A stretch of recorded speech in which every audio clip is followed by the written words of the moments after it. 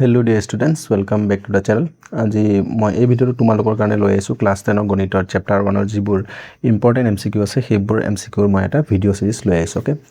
এই ভিডিওটো তোমালোকে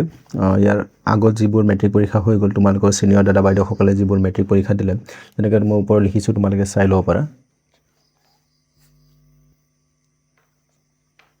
ইয়াৰ ওপৰত তোমালোকে চাই লব পাৰা HSLC 2026 ওকে তো এইটো প্ৰশ্ন 2026 ত আহিছিল এটো আহিছিল ইয়াৰ নেক্সট এটো আহিছিল ওকে ইয়াৰ পিছত এটো 25 ত আহিছিল এটো 24 ত আহিছিল তো এনেকুৱা আগৰ যিবোৰ মেট্ৰিক পৰীক্ষা হৈ গল সেই মেট্ৰিক পৰীক্ষাবোৰত অহা প্ৰশ্নবোৰৰ মই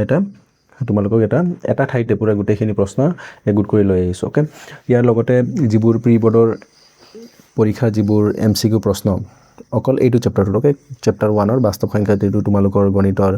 চেপ্টাৰ আছে সেই চেপ্টাৰটো যিমানবোৰ ইম্পৰ্টেন্ট MCQ আছে সেইবোৰ মই তোমালোকৰ কাৰণে লৈ আহিছো ওকে তো এই ভিডিওটো তোমালোকৰ কাৰণে very very important so skip নকৰাকৈ প্ৰথমৰ পৰা শেষলৈকে একেবাৰে ভালকৈ ধ্যান দি চাই যাবা ওকে সো বলা আমি ভিডিওটো আৰম্ভ কৰো এটা এক নম্বৰ প্ৰশ্ন আমাক কি বুলি কৈছে ইয়াৰ আমাক দিয়া আছে এক নম্বৰ প্ৰশ্ন যদি m আৰু n দুটা ধনাত্মক অখণ্ড সংখ্যা আৰু হিহতক m p q কিউব আৰু n সমান p কিউব q স্কয়াৰ আৰহিত প্ৰকাশ কৰা হয় যত p আৰু q কি হয় মৌলিক সংখ্যা তেন্তে লসাগু লব লাগে কাৰ m আৰু n ৰ লসাগু আৰু গসাগু পূৰণ কৰিব লাগে আৰু লসাগু আৰু গসাগু পূৰণ কৰিলে কি হ'ব এটো আমি ওলাব লাগে তো এতিয়া আমি জানো যদি কি হয় এটা দুটা সংখ্যাৰ আমি যদি লসাগু আৰু গসাগুটো পূৰণ কৰো সেই পূৰণফলটো কি হয় a * b অৰ্থাৎ a to b ৰ সমান হয় অৰ্থাৎ সংখ্যা দুটাৰ পূৰণফলৰ সমান হয় তো আমি সংখ্যা দুটা জানো কি হয় m আৰু n তো আমি কি কৰিব লাগিব m আৰু n তো আমি পূৰণ কৰিব লাগিব ওকে এটা m মানে আমাক দিয়া আছে p q কিউব তো আমি ইয়াত পাতিম p q কিউব পূৰণ আৰু আমাৰ ইফালে n মানে কি আছে p cube q square p cube q square okay তো যদি এটো আমি পূৰণ কৰি দিও p এটা আছে ইয়াত আছে আমাৰ তিনিটা গুটে মিলি আমাৰ কিমান যাব 4 হৈ যাব তো p টু দি পাৱাৰ 4 আৰু ইফালে q তিনটা আছে ইয়াত আছে দুটা তো মিলি কিমান হৈ যাব আমাৰ 3 2 5টা তো p to the power 4 q to the power 5 তো এটো আমাৰ কোনটো অপচন আছে এটো আছে আমাৰ option B okay so question number 1 ৰ কাৰণে আমাৰ যেটো অপচন বি আছে অপচন বি তো আমাৰ কি হ'ব শুদ্ধ উত্তৰ হ'ব ওকে এটা আমি চাও দ্বিতীয় প্ৰশ্নটো এটো কবলৈ ট্ৰাই কৰা এটো একেবাৰে ইজি প্ৰশ্ন এটো 2026 যেটো মেট্ৰিক পৰীক্ষা হৈ গল তাত আহিছিল ওকে দুই নম্বৰ প্ৰশ্ন আমাক কি বুলি কৈছে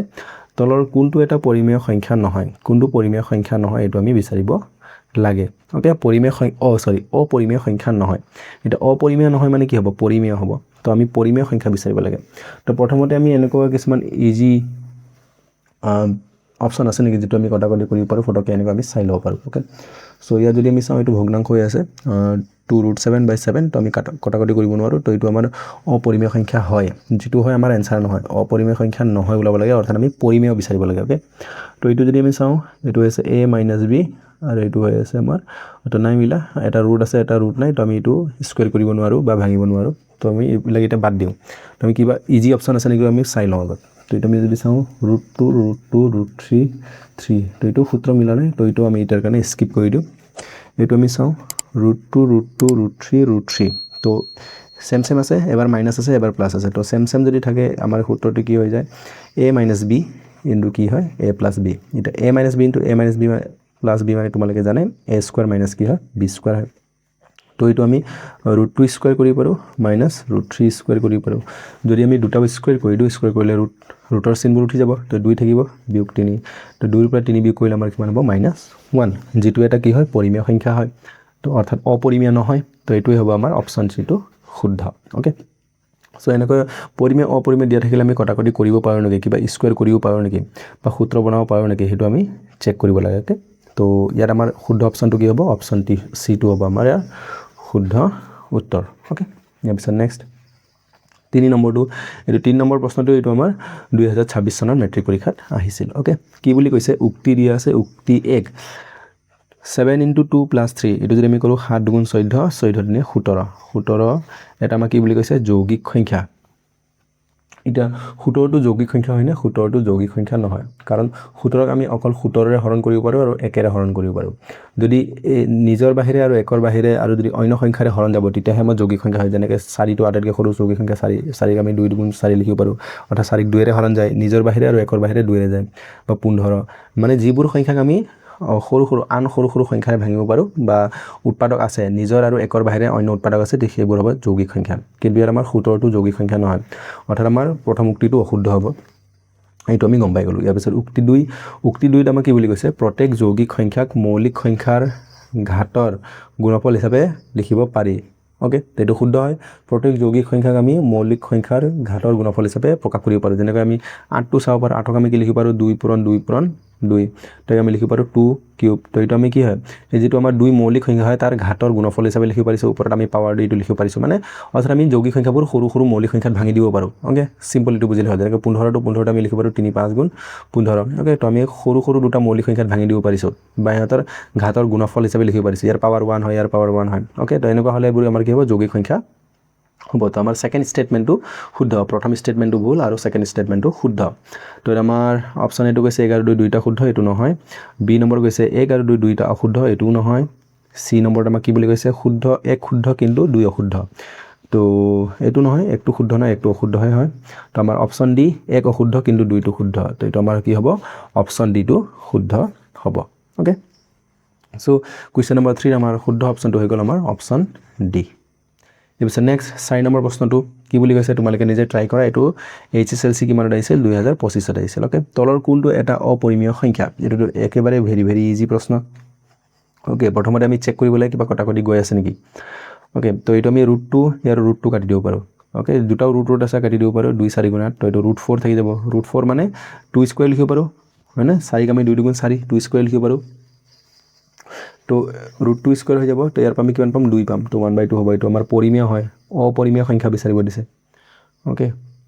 এটো যে আমি চাও ওপৰত আছে √3 তলত আছে আমাৰ 3√5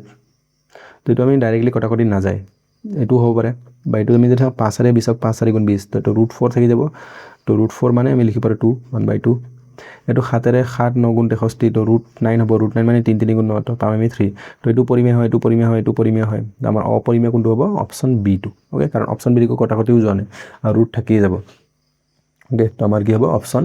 বি টো শুদ্ধ উত্তৰ আমাক অপৰিমেয় সংখ্যা বিচাৰিব দিছিল তো অপৰিমেয় সংখ্যাটো হ'ব আমাৰ অপচন বি ওকে ইমান ইজি প্ৰশ্ন আহিছিল এইচএসএলসি 2025 ওকে তো তোমালোকৰ যদি কনসেপ্ট বিলাক ক্লিয়াৰ থাকে তেন্তে ইমানো টান নহয় প্ৰশ্ন ওকে নেক্সট 5 নম্বৰটো 5 নম্বৰ আমাক কি বুলি কৈছে দিয়া আছে 306 আৰু 657 লসাগু 22338 এতিয়া 102 306 আৰু 657 লসাগু কি হ'ব এটো 2024 আহিছিল তো এটো আমাৰ 22338 আছিল তো এটো आंसर আমাৰ 22338 হ'ব কি হ'ব কাৰণ এটো যেটো নতুন সংখ্যা দিছে এটো কি হয় ইয়াৰে উৎপাদক হয় অৰ্থাৎ মই কি ক'ব বিচাৰিছো ধৰা 4 আৰু 8 লসাগু দিয়া আছে 4 আৰু 8 লসাগু কি হ'ব 8 কাৰণ 4 আৰু 8 এটো আমি যদি ভাঙিছো এনেকে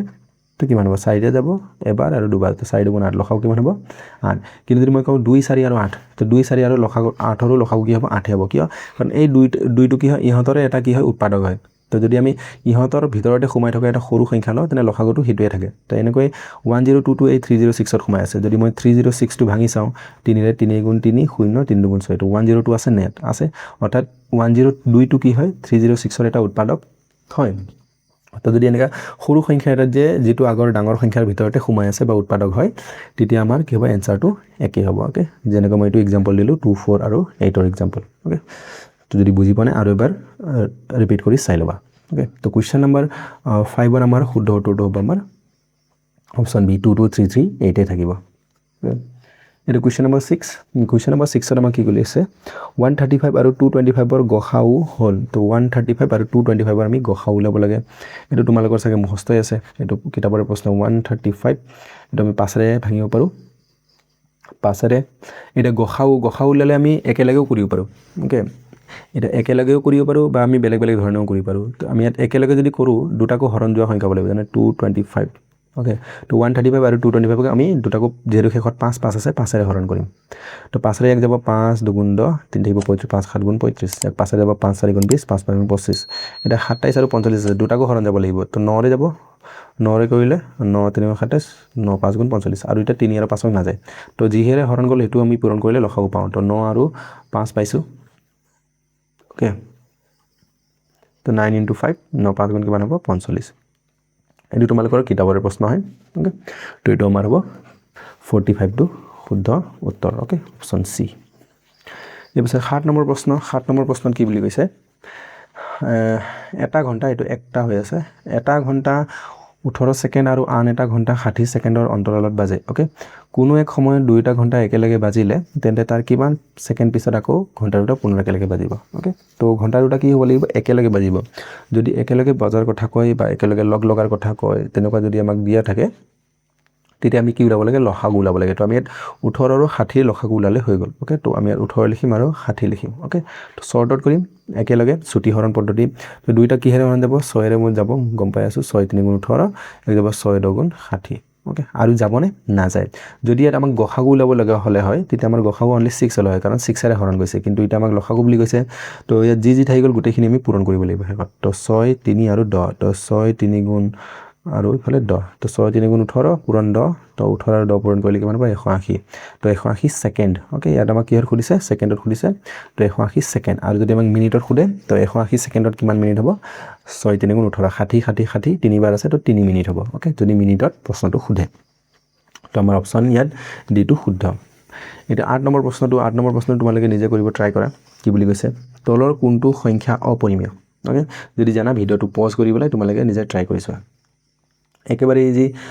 ইয়াত যদি আমি চাও 1428577 1428577 এটা আমাৰ ৰিপিট হৈ আছে ডট ডট দিয়া আছে তো ৰিপিট হৈ থাকিলে পৰিমেয় সংখ্যা হয় 22/7 ভগ্নাংশ হয় পৰিমেয় সংখ্যা হয় এটো √4 মানে 2 লিখিব পাৰো 2/11 পৰিমেয় সংখ্যা হয় আমাৰ কি হ'ব পাইটো অপৰিমেয় সংখ্যা ওকে একেবাৰে ইজি ইটো পাই দেখিলে সিধা পাইটো आंसर হ'ব 9 নম্বৰ কি কৈছে তলৰ কোনটো পৰিমেয় সংখ্যা ওকে সো এটা আমি পৰিমেয় বিচাৰিব লাগে এটো আমাৰ অপৰিমেয় একো কথা কটিও না যায় এটো কথা কটি না যায় অপৰিমেয় হ'ব ইয়াত পাই আছে এটো অপৰিমেয় তো আমাৰ পৰিমেয় এটোই হ'ব ওকে 3 ৰে 27 এটো 27 কাটি পৰে 3 9 গুণ 27 √9 থাকি যাব তো 9 মানে 3 তো 1/3 হ'ব आंसर তো আমাৰ পৰিমেয় সংখ্যা এটোই হয় নেক্সট 10 নম্বৰটো আটাইতকৈ সৰু যেটো সংখ্যাৰে √27 ক পূৰণ কৰিলে এটা পৰিমেয় সংখ্যা পোৱা যাব সেই সংখ্যাটো হল ওকে এতিয়া আমি এনেকুৱা এটা সংখ্যা বিচাৰিব লাগে যেটো সংখ্যাৰে √27 ক পূৰণ কৰিলে কি হ'ব এটা অপৰিমেয় পৰিমেয় সংখ্যা আমি পাম তাৰ আমাৰ কি হ'ব √32 হ'ব ওকে যদি আমি √27 ক যদি আমি আকৌ 3 ৰে পূৰণ কৰি দিও 27 মানে আমি জানো 3 পূৰণ 3 পূৰণ 3 3 3 গুণ 9 9 3 27 এটো 333 মানে 27 আকৌ এটা 3 পূৰণ কৰিলো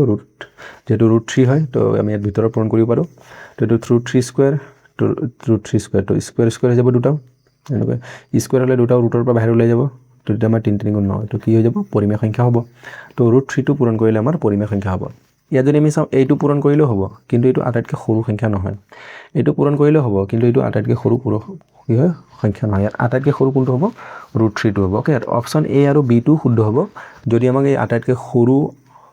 এই শব্দটো দিয়া নাথাকে কিন্তু আমাক আটাইতকৈ সৰু সংখ্যাটো ক'ব দিছে তো আমাৰ আটাইতকৈ সৰু হ'ব √3 টো ওকে তেৰ আমাৰ অপচন সি টো শুদ্ধ next question number 11 question number 11 ত আমাক কি বুলি কৈছে যদি লসাগু 91 আৰু 26 আৰু 182 হয় তেতিয়া গসাগু উলাব লাগে ওকে তো আমাৰ এই সূত্ৰটো হৈ গল কি হয় লসাগু LCM * HCF সমান কি হয় সংখ্যা দুটাৰ পূৰণফল অৰ্থাৎ a * b এতিয়া আমি LCM দিয়া আছে নেট লসাগু দিয়া আছে হয় কিমান 182 তো আমি LCM পাতিম 182 আৰু কি গসাগু উলাব লাগে HCF তো এটা আমি পাতিম HCF আমি নাজানো a আৰু b এটা a মানে কি হয় সংখ্যা দুটা 91 আৰু 26 তো 91 * 26 এটা 182 ইফালে কাম নাই তো আমি খুফালে লৈ যাম ইফালে যেহেতু পূৰণ হৈ আছে খুফালে গলে আমাৰ হৰত আহি যাব 182 আৰু ইফালে 91 * 26 এটা মই 91 90 90 180 আৰু 1 1 আছিল 1 1 মিলি 2 তো 182 দুবাৰ যাব আৰু 2 ৰে 26 যাব 13 বাৰ তো আমাৰ হৈ যাব গসাগু 13 তো এটা আমাৰ কোড আছে অপচন এ আছে তেন্তে আমাৰ অপচন এ টো শুদ্ধ নেক্সট কোৱেশ্চন নম্বৰ 12 নম্বৰ প্ৰশ্ন আমাক কি বুলি কৈছে শুদ্ধ উত্তৰটো বাছি উলোৱা √7 হল এটো আমাৰ কি হ'ব অপৰিমেয় সংখ্যা যেহেতু ৰুটৰ ভিতৰত আছে ওকে তো আজিৰ ভিডিওৰ কাৰণে মানে যেহেতু ভিডিওটো দীঘল হৈ গৈ আছে ইয়াৰ পাছত আৰু 12 বহুত প্ৰশ্ন আছে তো 17 লৈকে আছে ইয়াৰ পিছত আৰু এটা আছে তাত টোটাল কমে 40-50 টা মান MCQ আছে ওকে তো ইয়াৰ নেক্সট ভিডিওবোৰত মই ইয়াৰ পাছৰ MCQ খিনি আপলোড কৰিম ওকে তো ভিডিওটো এলৈকে চাই থ্যাংক ইউ